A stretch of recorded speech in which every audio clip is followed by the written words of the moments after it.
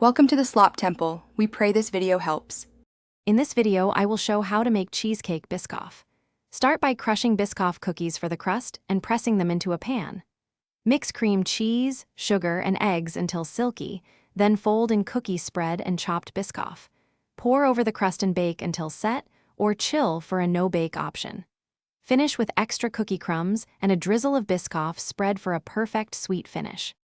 Gather your ingredients and tools before you begin to keep the process smooth and stress-free. Measure cream cheese, sugar, eggs, sour cream, and Biscoff spread accurately, and preheat the oven if baking. Soften butter to help bind the crust, and line a springform pan for easy release. Keep extra cookies on hand for decoration, and a small spatula for spreading the filling evenly before chilling or baking to a perfect texture. If you're finding this helpful, please subscribe and hit like so I can keep making tasty guides. Quick recommendation: a book called The Simple Path to Wealth changed how I think about saving and spending, and it fits my practical cooking mindset. I find its simple advice pairs oddly well with baking patience and planning, so check the description for the link and other deals. Now let's get back to the video.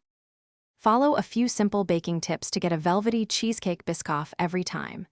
Mix until just combined to keep air out and prevent sinking, and consider a water bath for gentle, even heat. Bake until the center is slightly jiggly, then cool in the oven with the door ajar before chilling.